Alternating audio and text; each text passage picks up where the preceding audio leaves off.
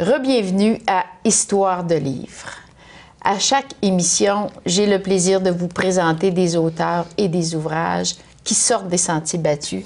Eh bien, aujourd'hui, je suis en présence de Madame Diane Borgia, qui, elle, va nous aborder un sujet vraiment magnifique, qui est celui du bonheur. Elle vient de publier Le Petit Dictionnaire du bonheur, et c'est le sujet de notre rencontre aujourd'hui. Bienvenue dans mon salon. Merci beaucoup, Marie. Comment est né cet ouvrage? En fait, ça m'était impossible de vous parler du dictionnaire, Petit Dictionnaire du bonheur, sans vous parler de mon premier livre qui s'intitule Amour toxique, de la codépendance à l'amour de soi. En fait, vous savez, une histoire de livre, hein, c'est l'histoire d'une vie. Hein, un livre, je pense que ça commence à se créer dès notre naissance avec nos expériences de vie, que ce soit personnelles, professionnelles, nos connaissances acquises, notre expertise dans un domaine spécifique contribue en fait à la création d'un livre. Et comme j'ai travaillé pendant plus de 25 ans dans le domaine de la codépendance, ça allait de soi que cette expertise, il me fallait la léguer aux plus jeunes, et ça a été le contenu de mon premier livre.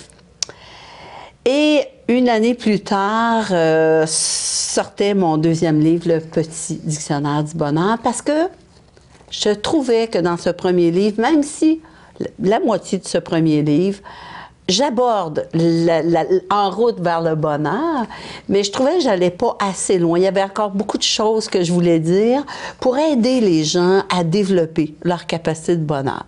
Donc, ça a été l'objet de ce deuxième livre. On l'accueille avec plaisir à l'automne 2012, ce petit ouvrage. Oui. Mais ce n'est pas un petit ouvrage, c'est vraiment un travail de fond qui nous permet de reprendre l'alphabet sous un tout autre angle. Je dis souvent, c'est le bonheur en 26 lettres. Donc, l'alphabet y a passé au grand complet. Ce qui est intéressant dans cet ouvrage-là, c'est que ça permet aux gens de pouvoir identifier profondément les choses en lien avec le bonheur. Donc, dans ce livre, on retrouve un lexique complet où on retrouve toutes les émotions qu'on peut vivre en tant qu'être humain, que ce soit des émotions positives ou négatives. Donc, quand l'apprentissage du langage au niveau émotif, c'est pas quelque chose qui vient naturellement. Si on n'a pas eu des parents pour nous enseigner le langage des émotions, on va avoir en fait une éducation assez faible à ce niveau-là. Donc, l'alphabet des émotions inclus dans ce petit dictionnaire permet à toute personne de pouvoir identifier réellement une émotion, d'en connaître la signification, mais aussi j'aborde des outils pour pouvoir changer celles qui sont négatives, bien sûr. Alors, c'est vraiment un dictionnaire, donc les lettres, il est fait par ordre alphabétique, et ça permet aux gens de se retrouver, de comprendre, de définir les mots en relation avec le bonheur. C'est vraiment un ouvrage très intéressant puisqu'il nous ramène à notre propre bagage. Mais j'ai une question très particulière pour vous, puisque vous avez longuement réfléchi. Qu'est-ce que c'est le bonheur, Diane?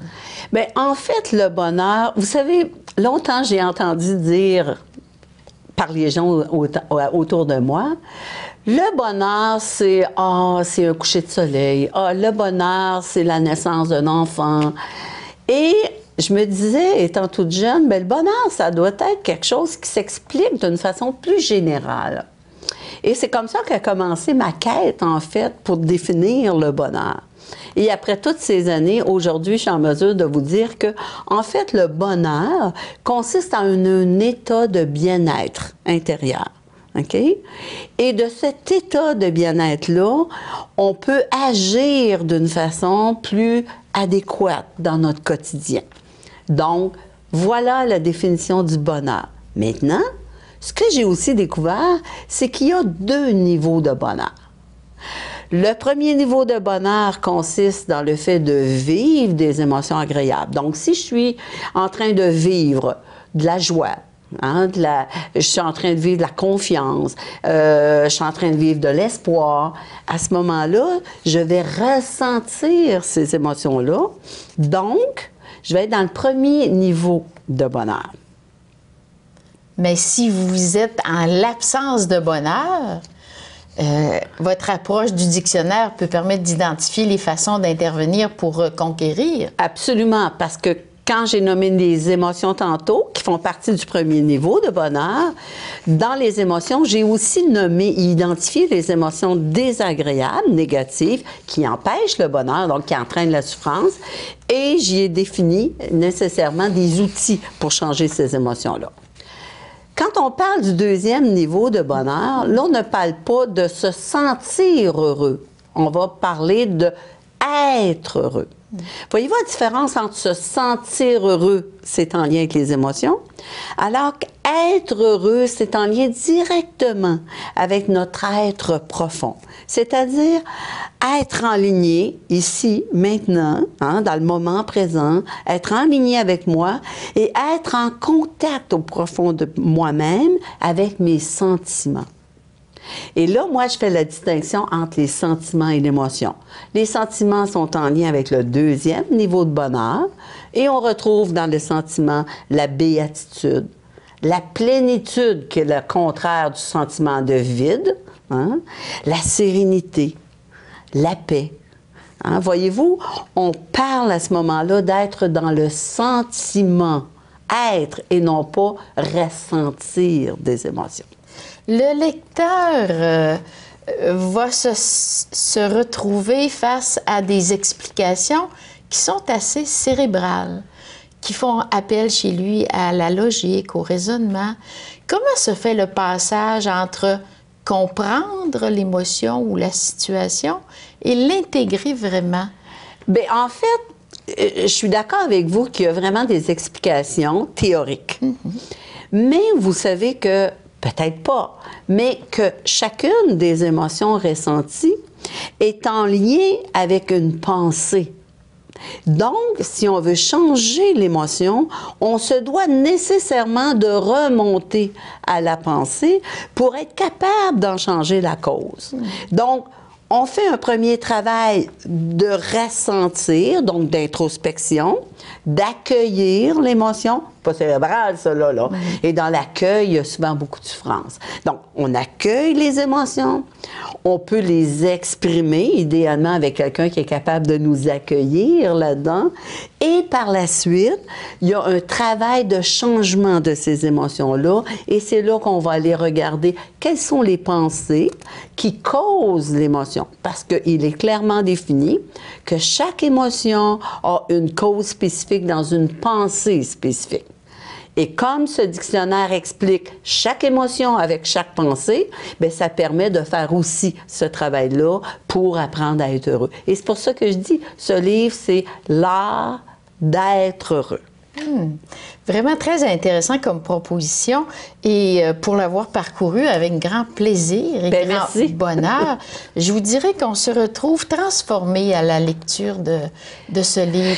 Il y a un effet direct entre la compréhension et les sentiments qu'on peut partager ensuite. Vous confirmez, Marie, exactement ce que j'avance, c'est que transformons nos pensées, transformons nos manières de voir la vie et les choses, ça transforme nos émotions et plus on arrive à vivre des émotions positives, moins on est dans la souffrance, plus on a des chances d'aller vers le deuxième niveau de bonheur, donc de prendre contact avec nos sentiments. Et je vais vous faire une petite anecdote. La première fois que j'ai, moi, ressenti être en contact avec l'émotion, avec le sentiment plutôt de sérénité.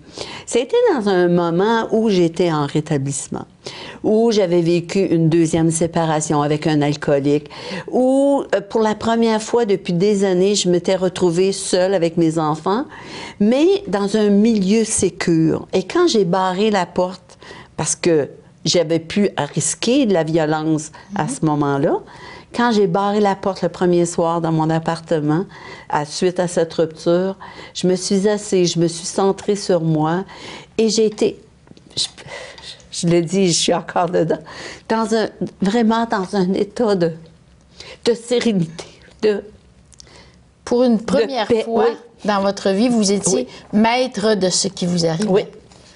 ce sentiment de liberté, mais en assumant ses choix. Absolument, évidemment. absolument. Et de sérénité profonde. Et c'était là la première fois que j'ai eu la chance de prendre contact avec mon intérieur et de continuer mon cheminement.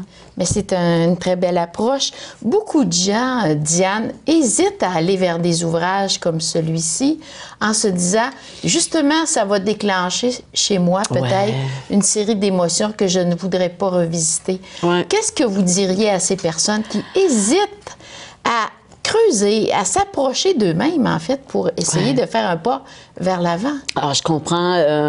Vous savez, quand on est dans la souffrance, on veut l'éviter, cette souffrance. Donc, on prend différents moyens pour ne pas la ressentir. On va fuir. Hein? On va fuir, le moment présent. On va fuir les sensations qui nous habitent. Ça peut être dans la nourriture, l'alcool, la drogue, la sexualité, etc. Et ces gens-là ont peur d'être en contact avec leur souffrance, mais je dis à ces gens-là, être dans la souffrance est le premier pas du rétablissement. Si vous évitez votre souffrance, vous allez traîner votre souffrance. Donc, n'ayez pas peur, c'est-à-dire que c'est pas la folie là, qui va vous emmener. Vous allez, oui, et si possible, d'être accompagné là-dedans par un professionnel, mais accueillir la souffrance est nécessaire pour s'en libérer. Et je dis souvent, ce que l'on fuit nous poursuit. Alors, fuir sa souffrance, elle va nous pourchasser toute notre vie. De toute façon, vous nous amenez à l'idée même du livre miroir.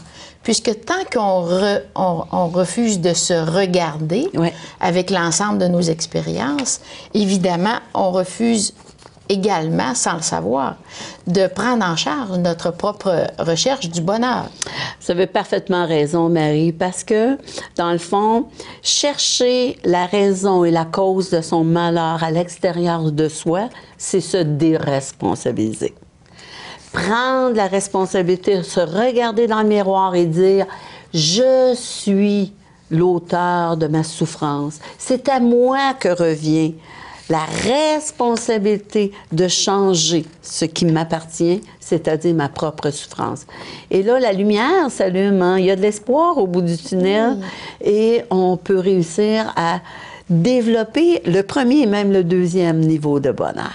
Alors, Diane, c'était un pur plaisir de vous rencontrer ce matin et je me permets d'inviter nos lecteurs et nos lectrices à oser poser ce geste de se procurer le livre Petit dictionnaire du bonheur, puisque c'est le premier pas, justement, vers un retour à son bonheur personnel. Et je terminerai, si vous me permettez, en disant « Namasté », qui veut dire « Je salue le divin en toi et en tous les lecteurs ». Merci beaucoup, Diane. Moi, je laisse mes lecteurs et lectrices, auditeurs, auditrices sur cette pensée de Anton Tchekhov. L'originalité d'un auteur, et ça vous touche bien, dépend moins de son style que de sa manière de penser et de nous proposer sa pensée. Merci, Diane. Merci infiniment, Marie. À tout de suite.